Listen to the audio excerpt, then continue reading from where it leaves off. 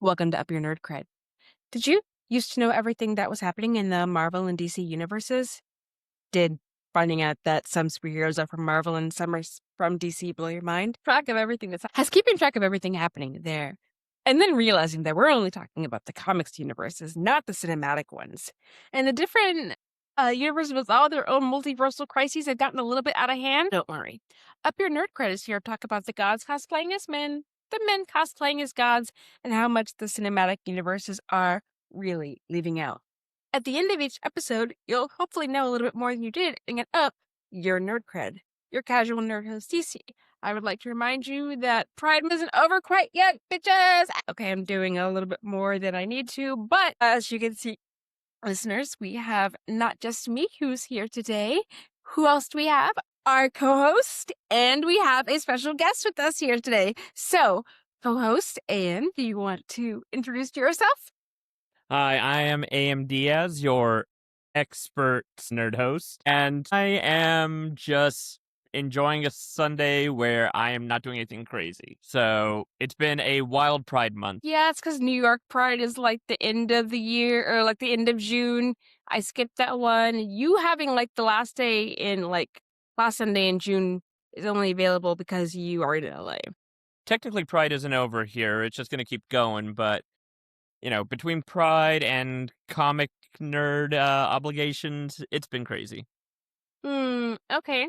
Well, token heterosexual guest joining the pod for the first time. I'm sorry I called you out of your name like that. You don't deserve to be called that. Yeah, no, I'm Ben, I guess film distributor, sales agent, and producer occasionally.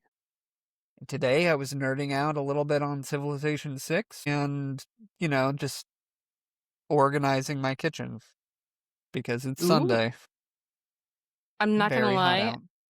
Civilization 6 is still like it still has my heart in a way that Civ 7 has never actually even attempted to capture.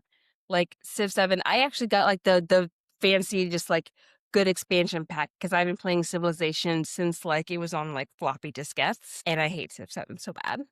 I haven't played it in pretty much since it came out. I have it on my phone and I tried it on an airplane and that was a bad idea. Yeah, they keep sitting there trying to tell us about how things have gotten way better. Oh, we have these updates, we have those updates, but it's just not quite coming together for me. Yeah. I also occasionally speak at Comic-Con and other places like that, and somebody here might be joining me this year. Maybe. Who's that? Who? I'm not gonna lie, the fact that all of my friends are so cool and I just get to kind of like be like, look at my cool friends. It's part of the reason why I got the podcast going, so I could just sit there and flex about how cool my friends are. But I would like to make sure, podcast listeners, that just because we are, making like clarifying a few like fun and exciting things about me doesn't mean that we're going to skip out on the format altogether, right? Of course, right. So, what are we nerding out about this week? All right. Just a reminder, you can nerd out about all kinds of things, okay? It doesn't just have to be heroes and villains. So, the patriotic games thing feels like extra super duper dystopian, and I don't think they've actually put together any of the rules for it in a way that's going to make sense. Taylor Swift actually got married at Madison Square Garden on 4th of July weekend, and there's a rumor that like Fenty Beauty might get like sold off because of like all the recession and everything. And so my biggest question, concern, comment is, does this mean that Rihanna's not going to be a billionaire anymore? No. No. Yeah, Poor Rihanna. so what are you guys nerding out about? Well, Ben, Ben? you go first. Honestly, I've been doing a lot of reading on macroeconomic trends for the film industry as it relates to the overall economy and historical economic cycles, because that's what I do for fun on weekends sometimes. That's very, very technical. So like why is that interesting beyond the fact that you are a film producer? Like what is actually interesting about this book in general? Why was it written? What's the point of it? So it's not a book, it's just a lot of online research and statistical analysis. And it is to do with, it's incredibly wonky, and I'm not sure how much No, I want to people hear would about care. this. So, okay, part of it is that I am guess breaking news that I'm launching a Substack at some point in the very near but undefined future, and one of the opening blogs is articles is around macroeconomic trends, because there's a preconception within the industry that the film industry is mildly reversely dependent on the economy as a whole. Like, you can play a mobile game for free for 100 hours. You can still watch a movie for free for like 3 hours, but there's a lot of other corollaries in terms of how do you actually attract that eyeball. And that's been a lot of my week. So we do stand a researching king, right? But like, bro, Yeah. you're not writing a Substack article about something that you don't care that deeply about. Like, what kind of like actual reason are we having to dig into this? Well, I mean, I'm a business owner. I kind of need to know what my next pivot's going to be, or at least know from a set where I can move to. So, Dystopian futures, yay! yay! No, we said that the Patriot games were something separate, guys, right? Anyway, Funny thing and about what do you dystopias, they kind of expand beyond the Hunger Games situations. if you tell people that no one showed up to the Freedom 250s event thing that they had, they're going to get very upset and show you a bunch of AI images. So, AM, what are you nerding out about? Well, as I mentioned in my intro, it's been a busy Pride Month, but kind of low-key at the same time. I have not been doing all the crazy, wild parties and events that I normally do. Instead, it's been very nerd-centric. We had, so, like I've done for the last few years, I marched with the QCon, PrismCon floats, or cars for WeHo Pride. So cosplay group got together again. We had the X-Men, we had She-Ra and He-Man, and we had a whole bunch of people marching in the parade along with Julia Blue Leewald. paint. Yes, so much blue paint. We had Julia Leewald, the the original one of the original writers for X-Men, the animated series, and now co-showrunner and producer for X-Men '97. Ooh. We had Guy Agostini and Holly Chow from X-Men '97, along with Matthew Watterson, who was Magneto. Mhm. We also had a mess ton of the X-Men rival video game voice actors. Mhm. And also ahead of us was leading me to my next big nerd event, the Hellmouth Con float with Ooh. but the actors who played Gunn on Angel, Mhm. Tara from Buffy, and Lila from Angel. So we had that, and that led into me being part of Hellmouth Con as their official Dracula. So I got done up, and I was walking around stalking the halls and held a special demonic ceremony where I got people to join my evil vampire clan or family or whatever you want to call it. So I want you to know there is an underappreciated movie, Taboo, and it has January Jones and like Eddie K. Thomas and like a whole bunch of people, but more specifically, it has Amber Benson in it. Like, I picked that movie up solely because she was in it, and that movie is absolutely like weird and wild. Amber was in a group ahead of us, separate, because the Hellmouth Con was technically their own part of the parade. So I never actually got to meet Amber Benson or Gunn or Lila because I was with the Marvel group. But, I did get to meet Doug Jones at Hellmouth Con, which was fun.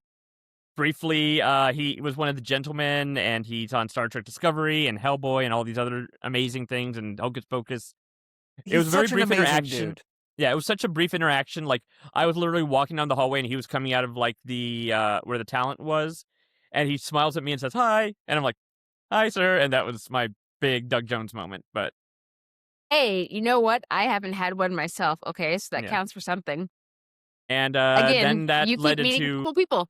Yeah, and that led into QCon, which was the WeHo queer comic convention that we have in West Hollywood. It's like a queer scholastic book fair. People selling books and media, and we had panels and costume contests and all this fun stuff. So I will tell you that, as cool as like the stuff that you guys are doing, you're out and about, you're doing stuff like, macroeconomics and cons, I will tell you that I'm actually sitting there having a moment because I had a housekeeper come to help me and clean the house. And it is really wild to see how different, like, you think clean starts with and what clean is from like somebody who's actually doing something big, something professional. I thought that I had tidied up fairly well. I thought that everything was clean. And they were just like, "Oh, you have so many things on all of these surfaces that you need to put somewhere, like, away," and I had not realized just how messy all of my stuff was, and I think that it is something that, like, it's not something that people can do, like, on a regular basis. I cannot do this on a regular basis, but occasionally having somebody come in and just be like, "Let me tell you how much of a mess that your house is, and, like, let me help you, like, put it together." It is okay, and you don't have to worry about this, okay? You are so tidy that, like, having shoes out of place is something that you notice, but for the rest of us, Did I okay? just get a read? Yes, I did, okay? It's fine. I love my Capricorn, okay? You're such a good Capricorn. But yeah, you got that old man energy. Not sure where to take this because there is some gross exaggeration happening here. I mean, yes, there is some gross exaggeration happening here. I'm just saying it's old man energy.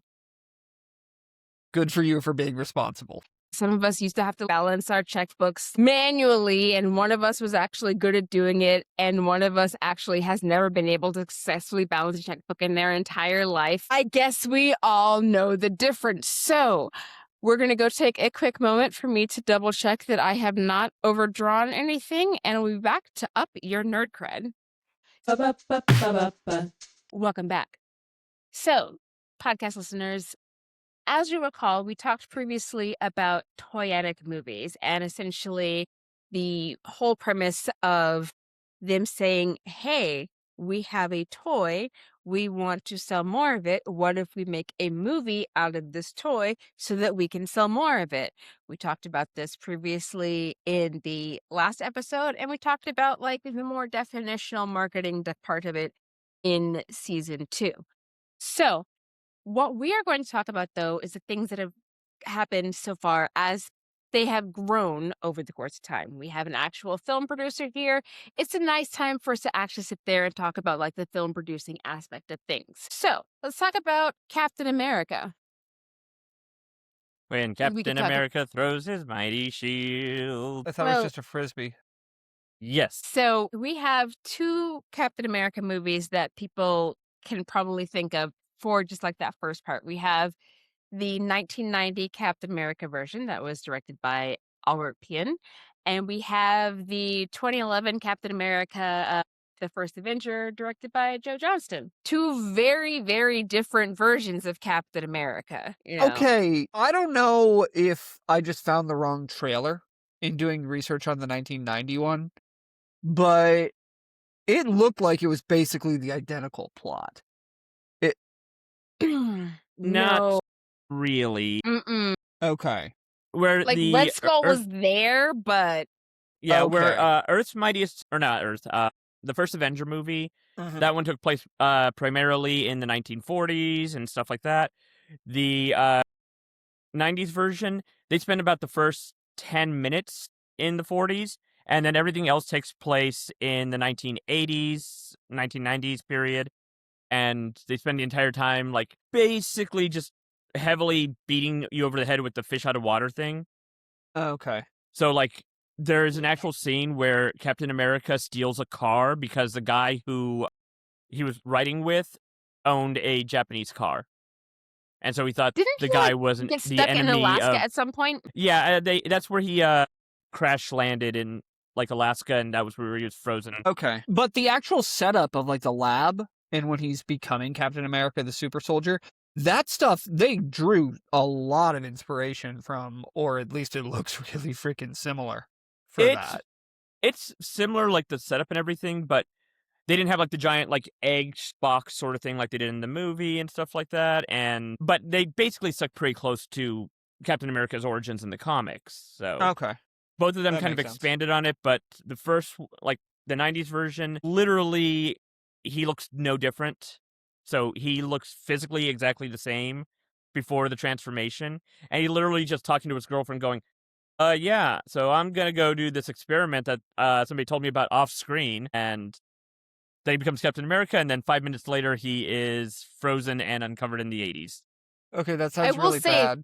I do Yeah. appreciate Oh, like it's the terrible. modern view for having Captain America perving on his girl's like, much younger relative. Like they waited for that rather than just like putting it first in like the way they did for the 1990 version. That is fun and exciting. But, again, there's a lot happening with the 1990 version. Was Yeah. that this? Sorry, Oh, no, go ahead.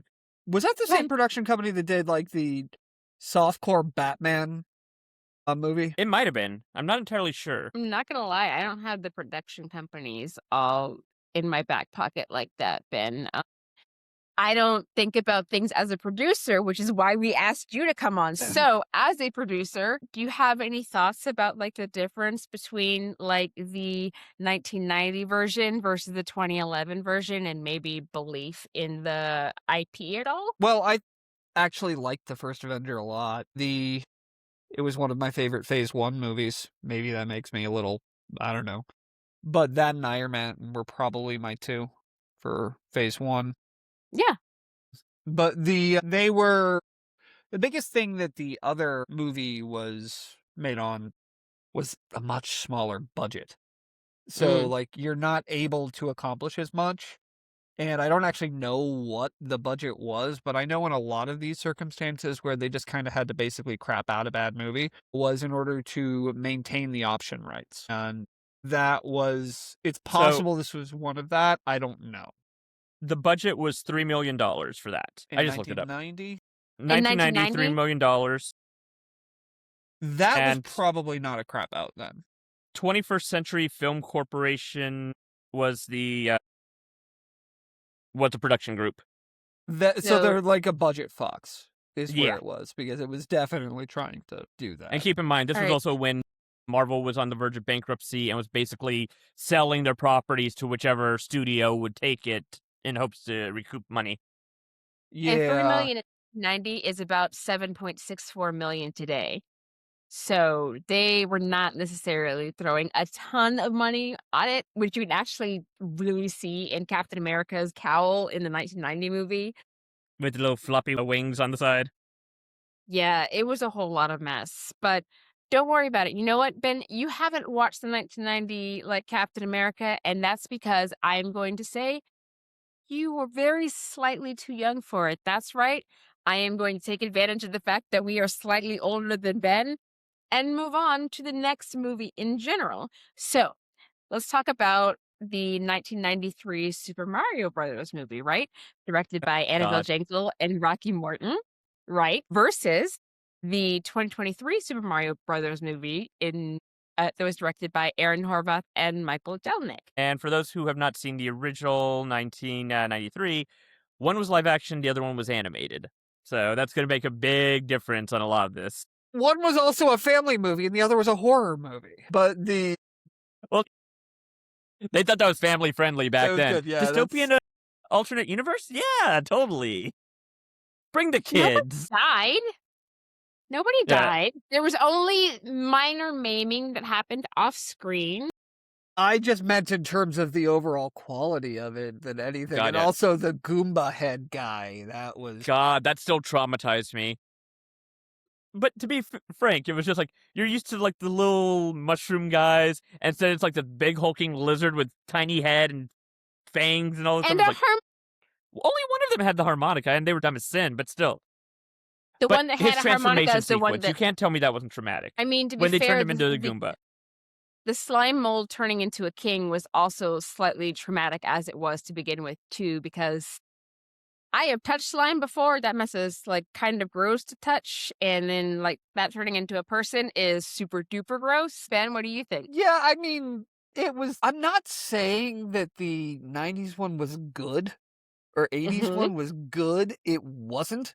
It was bad. But I think that the 2023 version gets a little bit too much credence for basically bare minimum competency. Ooh. Don't disagree with that. Yeah, it wasn't great. It was a lot better than the old one, but it wouldn't be hard to do that, especially with the amount of money they sunk into it. It just didn't add much, if anything, to the canon. I even saw the second one because I was bored on a Sunday afternoon. I learned a little bit about Mario lore, I think. Mm. And that part was nice, but the first one didn't. I just never played Galaxy. So, yeah. Well, they That's took fair. liberties with compared to the games to the movie, like spoilers for the Mario movie. As far as I know, in the video games, Peach and what's her name, the blue dress one, Rosalina. Rosaline. Rosalina. Thank you. They are not siblings, as far as I know, in the original source material or anything like that. That was stuff they added for it to give Peach a bit more backstory than she usually has. You know, Wasn't Rosalina supposed to be Daisy and Luigi's daughter with some sort of time stuff, or did I actually just watch a film theory video? I think that's a fan theory that people have Yeah. had. A lot of people theorize that she is connected to Peach and or Daisy in some way or another, but the actual video game creators have never weighed in on that, saying this is true, as far Okay, as so I'm aware, at least. it's fanon, not canon, Yeah, then. but it's like, well, I do agree. It's like the new movie. It visually looks great and all that stuff. It does kind of just follow they tried to tell a bare minimum story. Mm-hmm. The other one tried to Mm. tell a complex lore, but also kind of went to this.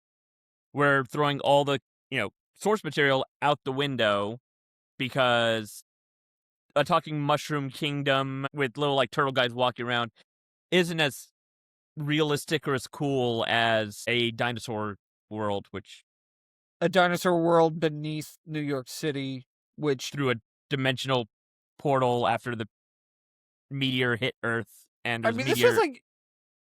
this was like the 80s, right? This was like late 80s that it would have been shot, No, maybe no, early this was 90s. filmed in like 91 This or was the 92. early 90s, and Yeah, because I it came am out not in going to 93. I'm not gonna tell anybody what comparison that they might want to make, but it is really interesting that King Koopa is kind of dealing with various real estate things. He's got like a kind of Oh like yeah, blondish hair situation going on, kind of based in like the New York City area. Again, like major real estate person in like the late 80s, early 90s. yeah. You know, terrible, Subtlety. horrible, no good, very Thy bad name is person. Koopa. Yeah. What? Who could that possibly be referencing, though? I can't imagine. Anyway, That was a really strange ass movie. I mean, okay, which is stranger? The movie or the Super Mario Brothers Super Show? And I'm only The talking about the movie, interstitial honestly, bits. the movie was trippier than the Super Show because Super Show was like it had like the cute little like bookend scenes where they have like Dracula and Elvira and Sherlock Holmes and Inspector Gadget. I just like the Super Mario Super Show because, like, Mario and Luigi actually look like I would imagine Mario and Luigi to look, honestly. Yeah. Luigi had no right to look that sexy in that 90s movie. No, he didn't. I mean, well, other than I being John mean, Leguizamo. Yeah. note the Luigi, that jumper has quite a dumper. Anyway, we're gonna move on, Mario. I would like to make sure that the record states that AM had 31 solid years of the Transformers movie, specifically being Transformers the movie as directed by Nelson Shin. Unfortunately, in 2007, Michael Bay also put out a Transformers movie that he directed and also put out several more. And realistically speaking, let's talk about the way that man sat there and made sure that every single Megan Fox print that we could have, that we did have. And as a sapphic, yes, please, thank you. And as a feminist, bro, any Fair thoughts enough. on the 1986 versus 2007 versions? Thankfully, I was too young to see it in theaters, but when I did see it, I have remained traumatized to this day. I mean, Because for those who have not watched the 1980 Transformers movie, any kid who grew up or who had been watching the TV show and absolutely loved those characters spent the first 10 or 15 minutes of the film watching their favorite characters get brutally murdered. And I'm not just talking about Optimus Prime, I'm talking about almost every single character. Starscream? did Starscream get got? Yeah, eventually, but not at the opening sequence. That's fine. As long as he gets got Yeah. eventually, that's fine. I don't like Starscream. Side note, interesting thing is that even though he got, he kept following the franchise around for years, including the Beast War CGI series. He followed Hmm. them around as a ghost for years and years when they kept the continuity in one story. Huh. Wow. Well, I mean, good for them for keeping continuity. That Yeah. was not common at the time. Yeah, it's like the Beast Wars cartoon was a prequel/sequel to the original series. So, but we have like the sort of toy-driven version in the 80s versus 2007 version, which was just mess and loud noise. I mean, they were for still the trying to sake sell of... toys. Were they? Oh, yeah. The Transformer toys blew up when when the 2000 movies came out. They were everywhere. They had like thousands of them. They're still on the shelves right now. Mm. All right, I don't know. I producer, think they've why gotten is... shittier, though. Maybe it's just that I'm not a child anymore. But Well, it's like a lot of the ones that you see now, they've kind of made more kidified versions Mhm. because they had a lot more of those like really complex Yeah, those were ones awesome. when the movies were coming out for like more Well, adult collectors. I meant the ones that they had like in the 90s. For the those were not like super easy to deal with all the time though. No, I mean they were originally Japanese toys that from multiple toy lines that kind of got like merged together, and then they created a TV show around the toys. So yeah, the quality of them kind of varied because they were like again different properties and different things like that. Wait, who Japanese did toys that? and games seem like they're trying to like aggress you rather than trying to like entertain you. The funny thing is that so many of these properties, like, they did not have an actual, like, narrative when they were created. You know, Mm. Transformers being one of those examples where they just kinda, like, merge stuff together and just like, "Alright, what can we do?" and create a story around it. It's very much where they took you know, the toy and tried to build off from the concept of it, I guess. But with Like, Transformers, it was literally, like, blank slates from what I understood. What do you think, Ben? Wait, are we sorry? I got distracted on my own research. But Okay. I just didn't realize that Toei was involved in the 1980s Transformer.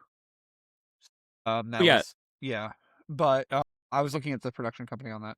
But if we're talking about really, the production company? yeah, I mean, why? Like, how is this surprising? But I see that smile. I don't know what you're The talking about. Please continue. sorry, excuse me, grin. Grin would be a better word. Please continue. But the 2007 were like dog shit.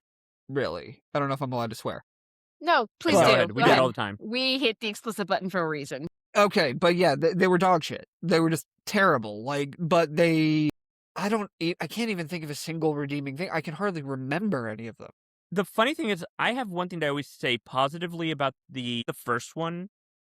Mhm. It would be a much stronger movie if Shia LaBeouf wasn't the main character and Megan Fox was. Because the yes. thing is, when you pay attention to her story, she's the one who's had like suffering and who's trying to, come out of like her dark past.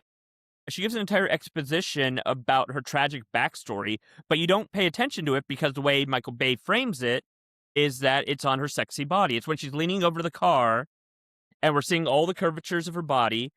But what she's talking about is trauma, childhood, her father, all this stuff. And it's like she's the one who has the journey of development and becoming, a stronger person.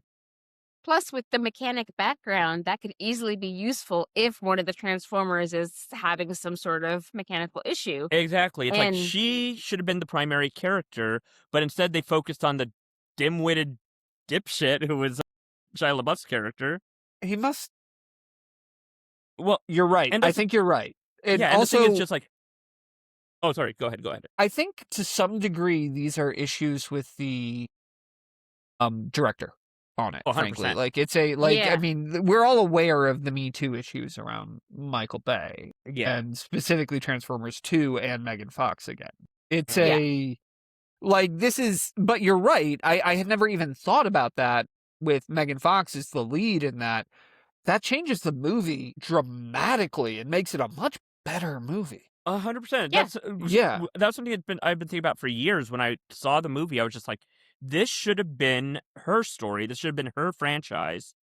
Because even in the sequel, she's still dealing with a lot of stuff, but unfortunately, she's a bit more reduced to the girlfriend character rather than protagonist. But she should have been front and center, and that would have made it such a better movie. But Michael Bay sees a hot girl. It's like, we got to sectify her. I feel like the writers who were originally working on the script, I don't think he wrote the script. He probably didn't Probably do the not. first draft. But I think that the writers had like this more complex story for her, and he pushed his, well, we need to make the man the primary character, and let's just make her really hot. So I would like to note, like, with that, like I want to draw a through line with Lego Movie because, like, she is portrayed as like this very competent character, right? She knows what she's doing. She's the mechanic, which again would make way more sense to be the lead character of a movie about a bunch of cars. In the Lego Movie, we have like kind of like Wild Stallion, Wild Style, who is like, the actual important character in many ways, and like kind of the avatar dude who's just there to be like, I am like your entrance point into the Lego world and things of that nature.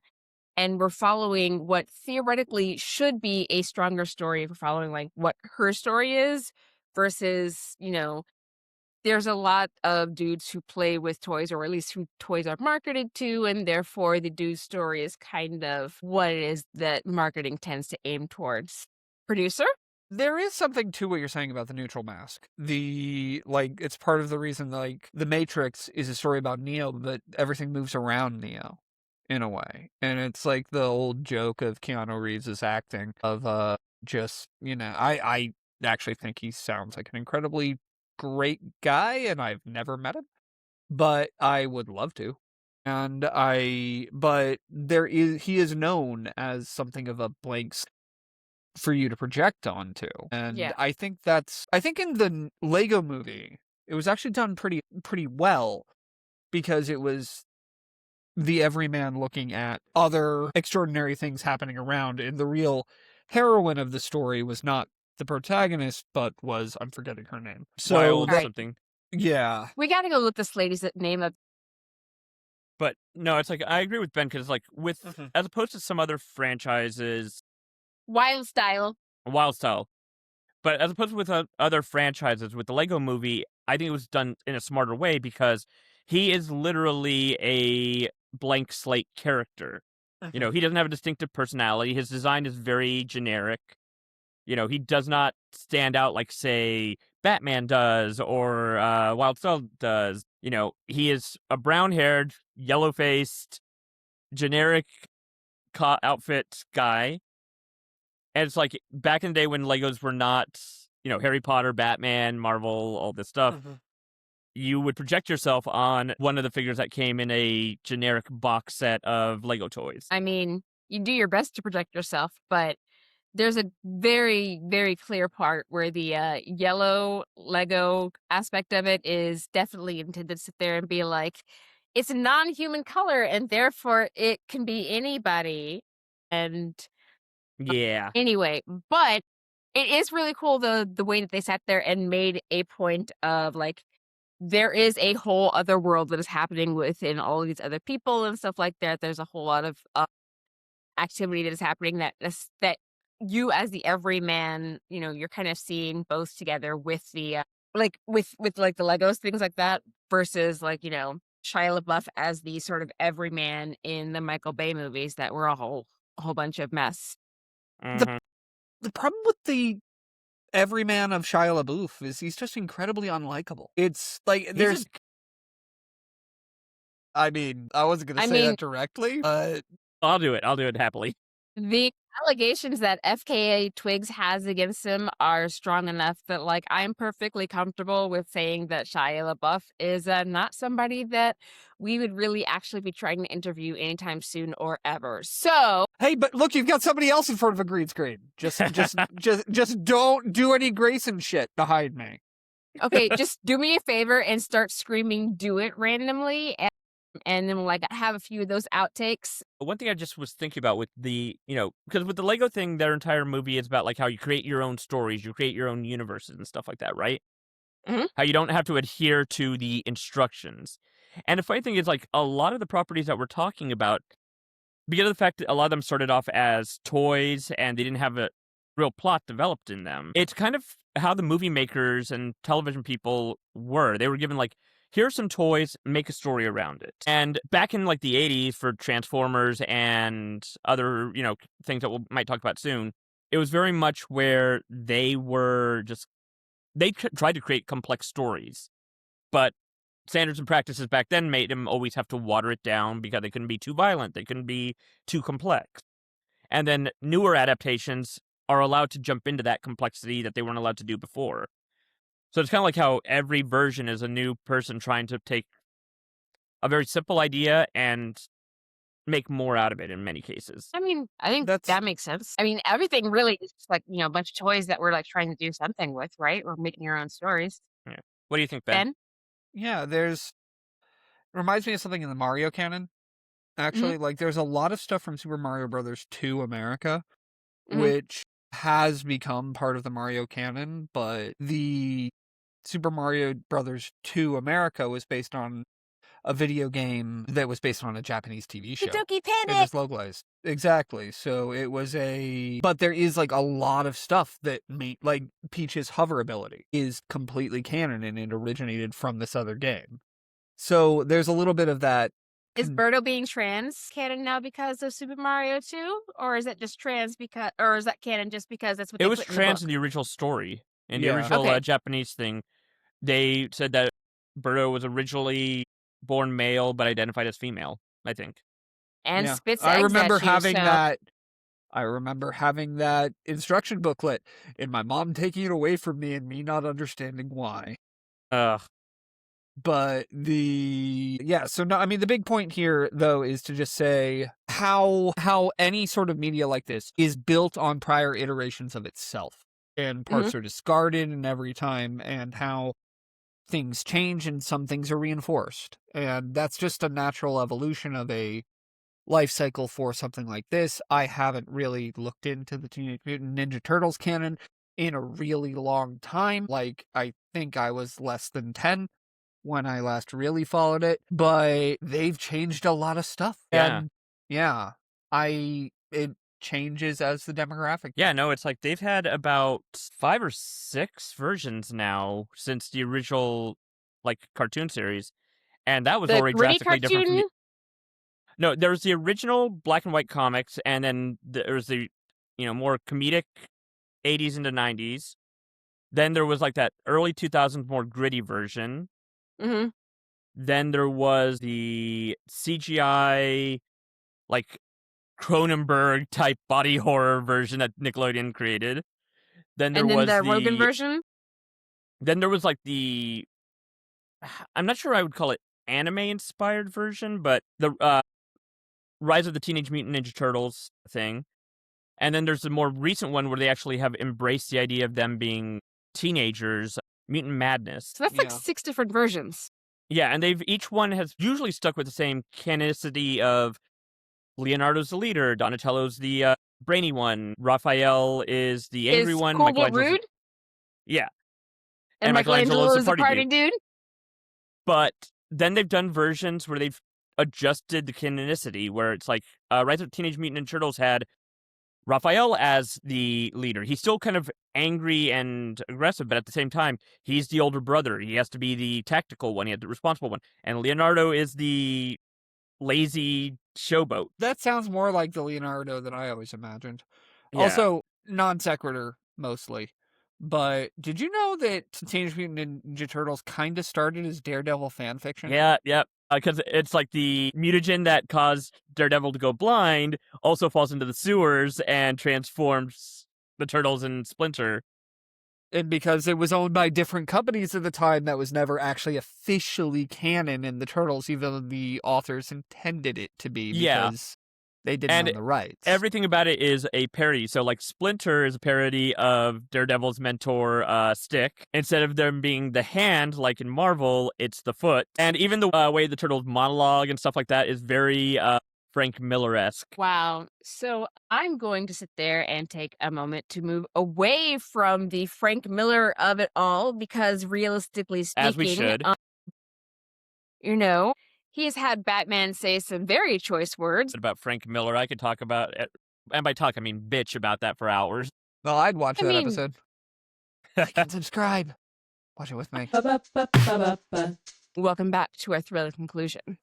So, as we're talking about the originals and also the remakes and how things are really coming together, I think a large part of what it is that we more or less agree on is that the movies themselves are really thriving and doing way better when the IP itself is respected, right?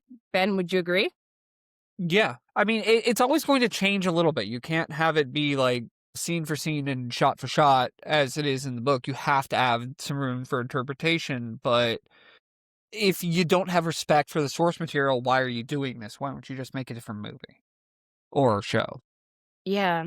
I've seen a number of people who sit there and like, oh no, like I didn't actually like read the source material for these kind of things, and it absolutely shows in the whatever it is they're putting out.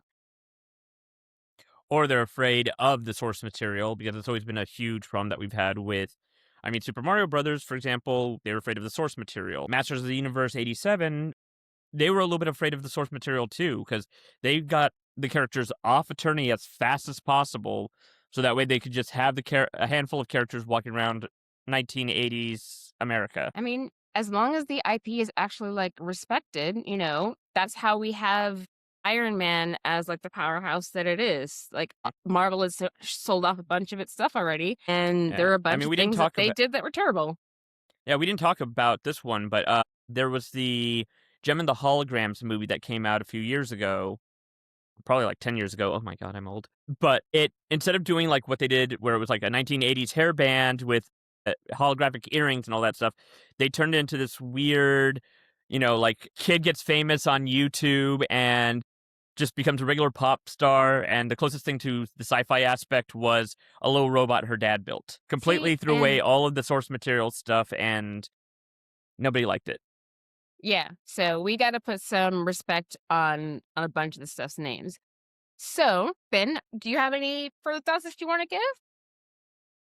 Yeah, no, I think it's not just about IP in general. It's also just about being mindful of the media we create and the media we put out there and picking the stories we want to tell to Hmm. have some sort of intentionality behind them. Not to sound too much like a pitch man for my own company, but the unofficial motto for Disrupt is to bring message to the madness, and that's because we think media has the ability to change the world, and we've got to be careful in what we curate. And we think that certain messages are more important to get out to the populace, even if they're slightly watered down through the lens of a genre movie that people actually watch, than a perfect interpretation of just what the ideal message would be that's seen by a tenth as many people. So it's just something that we also have to make sure that we're not dwarfing and that's probably the wrong word. Underestimating, downplaying. Yeah, we just have to make sure that we're not misinterpreting the source material and putting something on it that it didn't have. And we also need to make sure that we're not just putting complete regressive garbage out into the world. And part of that is on the people like me who produce and curate content, but it's also on the people who watch it. Because if everybody just keeps watching stuff they hate, there's not incentive for producers and distributors to change, and not everybody is actually going to change without that incentive. See, this is why I told you guys to put forth some effort into looking for new things at the end of season 2, okay? Like, stop being, like, obsessed with nostalgia. So, on that front, though, nostalgia is fun and delightful and all of that jazz. Last year, we talked about a bunch of different calendar events on your calendar, and instead of that kind of nostalgia, we're going to be shifting a little bit to, like, talking about, like, the things that have really made us as nerds. This like the segment I'm calling "You've Got Issues," where Am and I will often like pull out something from the shelves that we have, but we're going to ask our guests, what is it that is on your shelf, either physical or digital, that is important for people to have on theirs? So I said way back in the beginning that I am reading a lot into economic trends about movie production. I'm also just a bit of a political wonk outside of that.